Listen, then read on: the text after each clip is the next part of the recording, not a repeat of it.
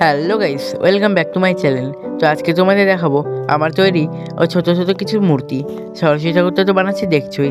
আর এরকম দেখো অনেকগুলো আমি মূর্তি বানিয়েছি, কিন্তু সাইজে ছোট, অনেকই ছোট।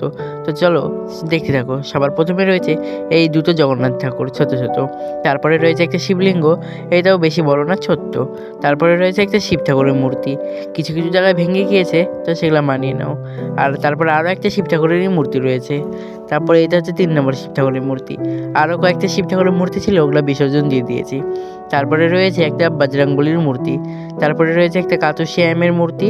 আর তারপরেই রয়েছে একটা সরস্বতীর মূর্তি। এগুলো সব আগের বছর বানিয়েছিলাম। আর এরপর রয়েছে একটা সরস্বতীর মূর্তি, এটা হচ্ছে দাঁড়ানো সরস্বতী ঢাকের সাথে। এই সাজটা আমি বানিয়েছি। এখানে রয়েছে একটা নরসিংহদেবের মূর্তি। এই মূর্তিটা কীরকম হয়েছে কমেন্ট করে জানিও কিন্তু। তারপরে রয়েছে একটা রাম ঠাকুরের মূর্তি। এটা সবার তুলনায় একটুখানি বড়। তো এই রামটা কীরকম হয়েছে এটাও কমেন্ট করে জানিও। আর তারপরে রয়েছে একটা কালী ঠাকুরের মূর্তি, কিন্তু এই কালী ঠাকুরের নিচে কিন্তু শিব নেই, মানে কালী ঠাকুরটা নৃত্য করছে ওরকম একটা মূর্তি। আর তারপরে রয়েছে একটা ভারত মাতার মূর্তি, এটা আমার মনে যা এসেছে তাই বানিয়েছি। আর তারপরে রয়েছে একটা বাল গণেশের মূর্তি, এটা একটা ছোট্ট একটা গণেশ ঠাকুর।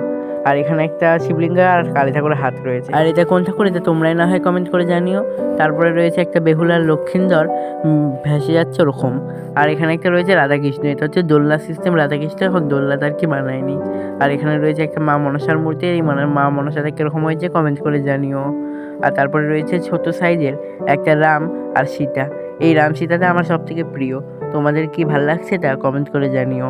আর এটা কিন্তু হাফ বডি বানানো রয়েছে, যেটা কীরকম লাগছে কমেন্ট করে কিন্তু অবশ্যই জানাবে। এটা তো আমার সব থেকে প্রিয়। তোমাদের কীরকম লাগছে কমেন্ট করে জানিও। আর তোমরা যারা আমার চ্যানেলটিকে সাবস্ক্রাইব করোনি তারা অবশ্যই আমার চ্যানেলটিকে সাবস্ক্রাইব করে নিও। আর প্রত্যেকটা ঠাকুর কীরকম লাগছে কমেন্ট করে জানিও। আর কোন ঠাকুরটা তোমাদের সব থেকে বেশি ভালো লাগেছে সেইটাও কমেন্ট করে জানিও। ভিডিওর ওপর দিকে দেখো নাম্বার দেওয়া আছে, প্রত্যেকটা ঠাকুরে এক একটা করে নাম্বার। কোন নাম্বারটা কোন ঠাকুরটা ভালো লেগেছে সেই নাম্বারটা আমাকে কমেন্ট করে জানিয়ে দিও, তাহলে আমি বুঝতে পারবো। আর সবার শেষে রয়েছে এই একটা মাটির গোলাপ ফুল।